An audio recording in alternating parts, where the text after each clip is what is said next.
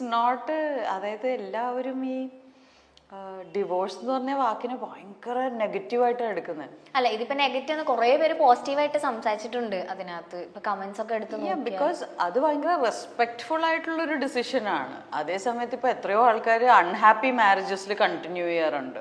ഭയങ്കര ടോക്സിക് ആയി മാറും, ഭയങ്കര ടോക്സിക് റിലേഷൻഷിപ്പായി മാറി ഇങ്ങോട്ടും അങ്ങോട്ടും കണ്ടുകൂടാ, പക്ഷെ വീർപ്പ് മുട്ടി ജീവിക്കുന്ന സിറ്റുവേഷൻ അതൊക്കെ ആലോചിക്കുമ്പോൾ അതാണ് ഹെവി നെഗറ്റിവിറ്റി. സോ അതിന്റെ ആൾക്കാർ എന്തിനാ വെച്ചോണ്ടിരുന്നേന്ന് പിന്നെ അല്ലേ? അതെ, എനിക്ക് തീർച്ചയായിട്ടും അത് നമ്മുടെ ലൈഫിലെ എല്ലാ കാര്യത്തിനെയും ബാധിക്കും. നമ്മൾ മൊത്തത്തിൽ വളരെ നെഗറ്റീവായിട്ടുള്ള ഒരാളായി മാറും. അപ്പോൾ അതിന്റെ ആവശ്യം എന്താണ്? അതാണ് എനിക്ക് തോന്നിയത്. അല്ല, ഞാൻ ചോദിക്കുകയാണ്, ആൻഡ് എസ്പെഷ്യലി എനിക്ക് പറയുമ്പോൾ ഈ ഇക്വേഷനിൽ ഒരു വിവാഹ ജീവിതത്തിൽ കുട്ടികളുണ്ടെങ്കിൽ ഇത് വളരെ ഡിഫറെന്റ് ഡിസിഷൻ ആയിരിക്കും. ഞങ്ങൾക്ക് ആ ഒരു ഇഷ്യൂ ഇല്ലാത്തത് കൊണ്ട് it was a very different decision. രണ്ട് ഫ്രണ്ട്സ് തമ്മിൽ എടുക്കുന്ന ഒരു തീരുമാനം. So we can continue to be friends. അപ്പൊ കുട്ടികളുണ്ടെങ്കിൽ ഇതിന്റെ കംപ്ലീറ്റ് കോംപ്ലിക്കേഷന്റെ ലെവലൊന്നും എനിക്കറിയില്ല, അതിനെ കുറിച്ച് ഞാൻ പറയാനും ആളില്ല. അല്ല, അങ്ങനെ ഉണ്ടായിരുന്നെങ്കിൽ ചേച്ചി മേ ബി കുറച്ചും കൂടെ ഒന്ന് നല്ലോണം തിങ്ക് ചെയ്തിട്ടൊക്കെ ആയിരിക്കും. അല്ല, അതും വളരെ തോട്ടായിരുന്നു. ഞങ്ങള് വളരെ മുമ്പേ തീരുമാനിച്ചിട്ടുണ്ടായിരുന്നു കുട്ടികൾ വേണ്ടെന്ന്. ഭയങ്കര ബുദ്ധിപരമായ നീക്കങ്ങൾ ഉണ്ടായിരുന്നു. അല്ല, എല്ലാം വളരെ വെൽ പ്ലാൻഡ് ആയിരുന്നു. So even the divorce was A good decision ഞങ്ങൾ തമ്മിൽ എടുത്തത്. എല്ലാവർക്കും അങ്ങനെ ആവണമെന്നില്ല, എല്ലാവരുടെ ജീവിതം വേറെ വേറെയാണ്. അതെ അതെ, തീർച്ചയായിട്ടും.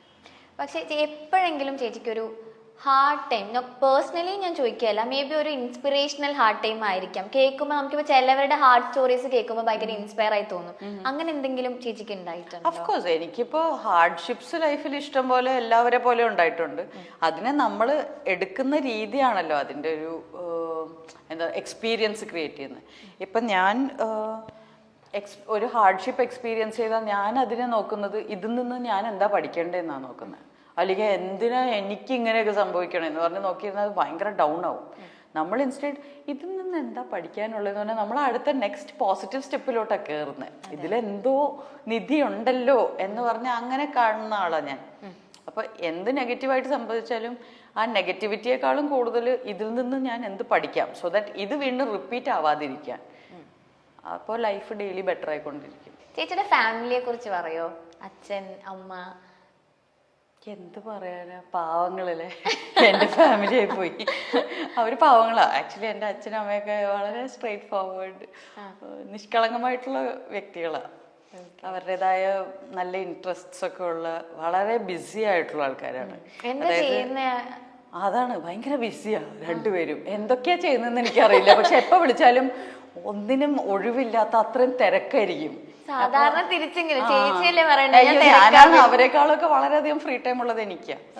അച്ഛൻ റിട്ടയർഡ് ബാങ്ക് ഓഫീസറാണ്, പക്ഷെ സ്വന്തമായിട്ട് പുള്ളി ഒരു ട്രെയിനറാണ്, ബിഹേവിയറൽ സയൻസ് ട്രെയിനറാണ്, ട്രാൻസാക്ഷണൽ അനാലിസിസ് ട്രെയിനറാണ്. അപ്പോൾ സോഫ്റ്റ് സ്കിൽസ്, മാനേജീരിയൽ ടീച്ചിങ്. അപ്പോൾ പുള്ളിക്ക് എപ്പോഴും ഫ്രീലാൻസ് ട്രെയിനിങ് തന്നെ ഉണ്ട്. പല ഇൻസ്റ്റിറ്റ്യൂഷൻസിലും ബാങ്ക്സിൽ തന്നെ ഇപ്പോൾ ഫ്രീലാൻസ് ആയിട്ട് ട്രെയിൻ ചെയ്യുന്നുണ്ട്. മുമ്പ് കാത്തലിക് സിറിയൻ ബാങ്കിൽ ഇപ്പോൾ SBIന്ന് ഒരു 35 ഇയേഴ്സ് സർവീസ് കഴിഞ്ഞു. പിന്നെ CSB ബാങ്കിൽ പുള്ളി ട്രെയിനറായിരുന്നു. ഇപ്പൊ ഫ്രീലാൻസ് ആയിട്ട് ട്രെയിൻ ചെയ്യുന്നു. ഭയങ്കര തിരക്കാ. അമ്മ ഹോം ബേക്കറാണ്. അപ്പോൾ ആളെപ്പോഴും ഇന്ന് ഇത്രയും ഓർഡേഴ്സ് ഉണ്ട്, എനിക്ക് അതുണ്ട് ഇതുണ്ട്, ഭയങ്കര തിരക്കാ. ഈ രണ്ട് തിരക്കും ഇല്ലെങ്കിൽ രണ്ടുപേരും ബേർഡ് ഫോട്ടോഗ്രാഫേഴ്സാ. അപ്പൊ അവര് ട്രാവൽ ചെയ്ത് പോയി, അവര് ഭയങ്കര വലിയ ആൾക്കാരാണ്. അത് കൊള്ളാലോ. അതാണ്. അപ്പൊ ഈ സാജൻസ് ബേക്കറി ചെയ്തപ്പോഴേക്കും അമ്മ ഹെൽപ്പ് ഒക്കെ ചെയ്തിരുന്നു? അല്ല, ഞാൻ കണ്ടു വളർന്ന, ഞാൻ ഒരു 3 വയസ്സുള്ളപ്പോ തൊട്ട് അമ്മ ബേക്ക് ചെയ്യുന്നുണ്ട്. അപ്പൊ കണ്ടു വളർന്നിട്ടുള്ള ഒരു സംഭവമാണ്. അതിനേക്കാളും കൂടുതൽ സാജൻ ബേക്കറിയിൽ എനിക്ക് അത്ര ബേക്ക് ചെയ്യാനുണ്ടായിരുന്നില്ല. പക്ഷെ ഞാൻ ഇപ്പൊ ഇനി വരാൻ പോകുന്ന പടം അനുരാഗത്തില് ഞാനൊരു ഹോം ബേക്കറിന്റെ റോളാണ് ചെയ്യുന്നത്. അതിന് ഭയങ്കരമായിട്ട് അമ്മ റെഫറൻസ് ആയിരുന്നു. Very good. ബേർഡ് ഫോട്ടോഗ്രാഫി ഒക്കെ ചെയ്യല്ലേ? ഭയങ്കര ആൾക്കാരാന്നേ. എനിക്കൊന്നും കണ്ട, എനിക്ക് എല്ലാം ബേർഡ്സ് ആണ്. ഇവര് ഓരോന്നും ഇത് പേർപ്പിൾ റിംഡ് മറ്റേത് മറിച്ചെന്നൊക്കെ പേരൊക്കെ പറയുന്നു. അവരെ കൂടെ പോയാൽ നമുക്ക് അത്രയൊക്കെ അറിയുള്ളൂ. കാക്ക, കുയില്, ഇത്രയൊക്കെ തന്നെ ഉള്ളൂ. ഇവര് കറക്റ്റ് ആയിട്ട് ഇത് ഫീമെയിൽ ആട്ടോ, അതിന്റെ മറ്റേ ഇത് ഇപ്പൊ ഈ ഷെഡിങ് ഫേസ് ആണെന്നൊക്കെ പറയാം. നമ്മൾ ഇവരുടെ കൂടെ പോയാൽ പ്രാന്തായിട്ടുണ്ടല്ലോ. ഈ ബേർഡ് ഫോട്ടോഗ്രാഫേഴ്സിന് ഭയങ്കര പേഷ്യൻസാ. പോയിട്ട് ഇങ്ങനെ ഈ ക്യാമറ വെച്ചോണ്ട് ഇരുന്ന് നമുക്ക് തീരെ പറ്റില്ല. ആ ട്രാവലിംഗിന്റെ അവര് പണ്ട് മുതലേ ട്രാവൽ ചെയ്യോ രണ്ടുപേരും? അവര് ബേർഡ് ഫോട്ടോഗ്രാഫി ആയിട്ടുള്ള ട്രാവലിംഗ്. അവർക്ക് സ്ഥലങ്ങൾ കാണുക എന്നുള്ളതിനേക്കാളും നല്ല ബേർഡ്സ് ഉള്ള സ്ഥലങ്ങളിലേക്ക് പോയി അതിരാവിലെയൊക്കെ പോകണം. അത് വേറെ തരം ട്രാവലാണ്. നമുക്ക് മറ്റേ ഫുഡൊക്കെ എക്സ്പ്ലോർ ചെയ്ത് സ്ഥലമൊക്കെ എക്സ്പ്ലോർ ചെയ്തിട്ടുള്ള ട്രാവലാണ് നമുക്ക് ഇഷ്ടം. അതെ അതെ, ഓക്കെ. ഈ ക്ലിനിക്കൽ സൈക്കോളജിയിലേക്ക് പോകാനുള്ള കാരണം എന്താണ്? ചേച്ചി മൂവി ചെയ്യുന്ന ടൈമില് ചെയ്തുകൊണ്ടിരിക്കുകയായിരുന്നില്ലേ? ഞാൻ സിനിമയിൽ വന്നത് 11th സ്റ്റാൻഡേർഡിൽ പഠിക്കുമ്പോഴാണ്. ക്ലിനിക്കൽ സൈക്കോളജി ചെയ്തത് ഡിഗ്രിക്ക്. എനിക്ക് എന്ത് സെലക്ട് ചെയ്യണം എന്നറിയാത്ത ഒരു അവസ്ഥ വന്നു. അതായത് 10th സ്റ്റാൻഡേർഡിൽ എൻ്റെ മാഷ് പറഞ്ഞൊരു വലിയ സംഭവമുണ്ട്. എനിക്ക് ഏറ്റവും ഇഷ്ടമില്ലാത്ത സബ്ജക്റ്റ് ഹിസ്റ്ററിയാണ്. അപ്പോൾ ഞങ്ങളുടെ ഹിസ്റ്ററി ടീച്ചർ പറഞ്ഞൊരു വലിയ സംഭവമുണ്ട്. അത് എല്ലാവരും കേട്ടിരിക്കേണ്ട കാര്യമാണ്. നിങ്ങൾക്ക് ഹിസ്റ്ററി ഇഷ്ടമല്ലെങ്കിൽ അതാണ് ഏറ്റവും ശ്രദ്ധിച്ച് പഠിക്കേണ്ടത്.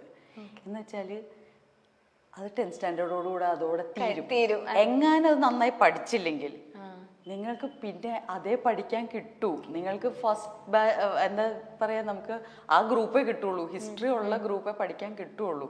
അപ്പൊ ഇഷ്ടമില്ലാത്ത സബ്ജക്റ്റ് ആണെങ്കിൽ അത് മാക്സിമം ശ്രദ്ധിച്ച് പഠിക്കുക. അപ്പൊ ഞാനത് കിട്ടില്ല. അപ്പൊ പിന്നെ ഹിസ്റ്ററിക്ക് പോകേണ്ടി വരും. അപ്പൊ ഞാൻ ഇത് വളരെ കാര്യമായിട്ട് പേടി പിടിച്ചിട്ട് എനിക്ക് 10th സ്റ്റാൻഡേർഡിൽ ഹയസ്റ്റ് മാർക്സ് ഹിസ്റ്ററിയിലാണ്. അപ്പൊ അത് പോയി കിട്ടി. അപ്പൊ നമ്മളങ്ങനെ സയൻസിന് ജോയിൻ ചെയ്തു. +2 11th and 12th.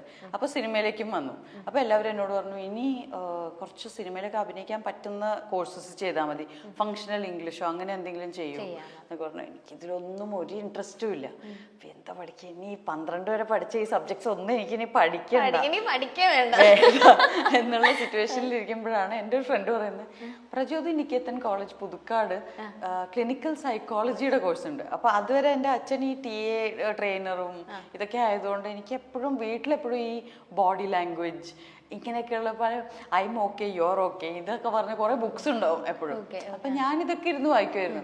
അപ്പൊ ഞാൻ സൈക്കോളജി എന്നൊരു സബ്ജക്ട് ഉണ്ടല്ലേ, അത് പഠിക്കാലോ, അങ്ങനെ പോയതാ. വേറെ ഒന്നും പഠിക്കാൻ താല്പര്യം ഇല്ലാത്തതുകൊണ്ട് സൈക്കോളജിയിലേക്ക് പോയതാ. പക്ഷെ എങ്ങനെ ഉണ്ടായിരുന്നു പഠിച്ചിട്ട്? ബ്രില്യന്റ്. നമുക്ക് എനിക്ക് തോന്നുന്നു ആക്ടേഴ്സിന് ചെയ്യാൻ പറ്റിയ ഏറ്റവും നല്ല കോഴ്സ് സൈക്കോളജി ആയിരിക്കും. പക്ഷെ ഭയങ്കര ഇതുപോലെ ഇപ്പൊ ഈ ക്ഷമ വേണ്ടേ അച്ഛനും അമ്മയും ബേർഡ് ഫോട്ടോഗ്രാഫിക്ക്? ക്ഷമയല്ല, അതിന് വേറെ ലെവൽ സ്കില്ല് വേണം. അതായത് മറ്റുള്ളവരുടെ പ്രോബ്ലംസ് നമുക്ക് നിഷ്പക്ഷമായി നല്ല വാക്ക് ഇങ്ങനെ വെറുതെ ന്യൂട്രൽ ആയിട്ട് ഇരുന്ന് കേൾക്കാൻ പറ്റണം, നമ്മൾ ഇമോഷണൽ ആവാതെ. അതെനിക്ക് പറ്റുന്നുണ്ടായിരുന്നില്ല. അല്ല, എന്റെ ചില ഫ്രണ്ട്സ് പറഞ്ഞു കേട്ടിട്ടുണ്ട്, ഇത് പഠിക്കുന്നവരെ നമ്മളിങ്ങനെ കുറെ പേരുടെ കേട്ട് ലാസ്റ്റ് നമ്മള് കൗൺസിലിങ്ങിന് പോകേണ്ട അവസ്ഥയാവും. തീർച്ചയായും. ഏറ്റവും കൂടുതൽ സൂയിസൈഡ് റേറ്റ് ഉള്ള പ്രൊഫഷൻ എന്ന് പറയുന്നത് സൈക്കോളജി.